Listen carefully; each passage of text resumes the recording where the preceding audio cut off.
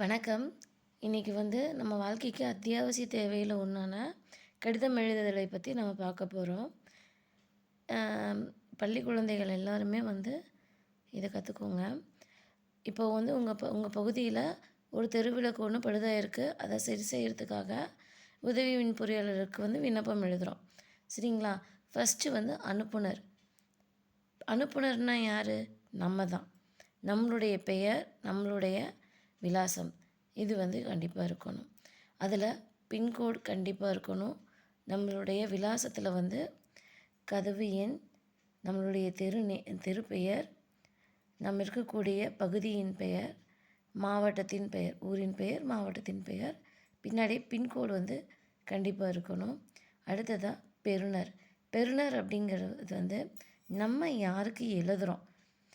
இப்போ யாருக்கு எழுதுகிறோம்? உதவி மின் பொறியாளருக்கு எழுதுகிறோம். அவர் எங்கே இருப்பார்? மின் பொறியாளர் அலுவலகத்தில் இருப்பார்.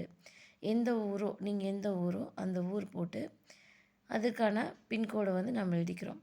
அடுத்ததாக மதிப்பிற்குரிய ஐயா அப்படின்னு போட்டுட்டு பொருள் கண்டிப்பாக இருக்கணும். ஏன்னா ஒரு லெட்டர் எழுதக்குள்ள உள்ள ஒவ்வொன்றையும் ஃபுல்லாக படிப்பாங்களாங்கிறது இதுதான். பொருள் இருந்தால் மட்டும்தான் பொருளை பார்த்தோன்னே இதுக்கு தான் நமக்கு பண்ணியிருக்காங்கன்னு சொல்லிவிட்டு நமக்கு உள்ளே அதை ஒரு இதாக எடுத்து படிப்பாங்க. பழுதடைந்துள்ள திருவிளக்குகளை சரி செய்ய வேண்டுதல். சார்பு. ஓகேவா? திருவிளக்குகள் பழுதடைந்திருக்கு, அதை சரி செய்கிறதுக்காக நாங்கள் இதை எழுதுகிறோம் அப்படிங்கிறது அந்த பொருள் மதிப்பிற்குரிய ஐயாவுக்கு அடுத்த வரியில் இருக்கணும். அதுக்கப்புறமேட்டு உள்ளே இருக்கக்கூடிய கண்ணன் பார்த்தீங்க அப்படின்னா, வணக்கம், எங்கள் பகுதியில் சுமார் 200 குடும்பத்தினர் வசித்து வருகிறோம். இங்குள்ள திருவிளக்குகள் மழை காரணமாக கடந்த ஒரு வாரமாக எரியவில்லை. இதனால் இரவு நேரத்தில் வெளியில் செல்வது மிகவும் கடினமாக உள்ளது. எனவே பழுதடைந்துள்ள திருவிளக்குகளை மாற்றி புதிய விளக்குகளை அமைத்து தருமாறு பணிவுடன் கேட்டுக்கொள்கிறோம். இது இங்கே புக்கில் கொடுத்துருக்கக்கூடிய காரணம். உங்களுக்கு எந்த காரணத்தினால இன்னும் இதால் அங்கே திருவிளக்குகள் வேலை செய்யாமல் போனாலோ இல்லை வேறு எந்த லகக்கல்லையும் சரி என்ன பிரச்சனை இருந்தாலும் இதே ஃபார்மெட்டில் அதை நாம் எழுதுவோம்.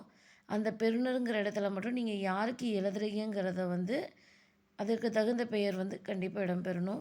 என்ன காரணம், அதாவது பொருள் மேலோட்டமாக எழுதக்கூடியது பொருளில் நாம் எழுதுகிறோம் முக்கியமான ஒரு வரியில். அடுத்ததாக உள்ளே நம்ம என்ன காரணத்தினால இதாக இருக்குது, நமக்கு என்ன தேவைங்கிறத அடுத்து வரக்கூடிய கணக்கில் எழுதுகிறோம். கீழே நன்றி மறக்காமல் போடணும்.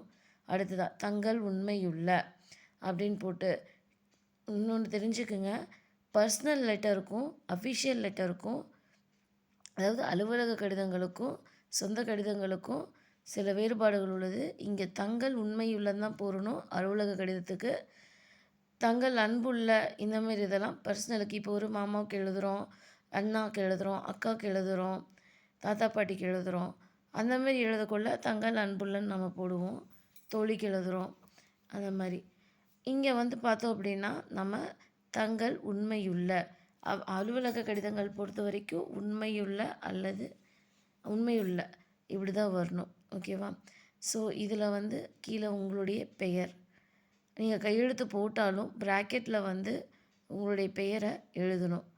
அடுத்ததாக இந்த பக்கம் வந்துட்டிங்க அப்படின்னா அதை நன்றிக்கு இந்த பக்கத்தில் நாள் இன்றைக்கி என்ன தேதி அதுதான் நாள். அடுத்ததாக இடம் நீங்கள் எந்த ஊரில் இருந்து எழுதுகிறீங்க அங்கே இடம். இதெல்லாம் இதோட உங்களுக்கு லெட்டரில் முடிஞ்சிடும். அனுப்புனர்லேருந்து இதோட. அடுத்ததாக உரைமேல் முகவரி. உரைமேல் முகவரியில் பார்த்தோம்னா யாருக்கு நீங்கள் அனுப்புகிறீங்க இல்லையா, அந்த பெறுநர் அட்ரஸ் இருக்கு இல்லையா, அந்த பெறுநர் முகவரி தான் இங்கே உரைமேல் முகவரியாக நாம் எழுத போகிறோம். இதுலேயும் அதே தான். நீங்கள் யாருக்கு போட போகிறீங்க, எந்த அலுவலகத்தில் இங்கே இருக்கிறாங்க, எந்த ஊர், அதனுடைய பின்கோடு. ஓகேவா? அலுவலக கடிதங்களில் இதை வச்சு நீங்கள் எந்த அலுவலகங்களுக்கு வேணாலும் அந்தந்த ஆய்வாளர்களுக்கு ஏற்ப நீங்கள் மாற்றி எழுதிக்கலாம். என்ன பிரச்சனையோ அதுக்கு தகுந்த மாதிரி. நன்றி, வணக்கம். வீடியோ பிடிச்சிருந்தா லைக் பண்ணுங்கள், ஷேர் பண்ணுங்கள்,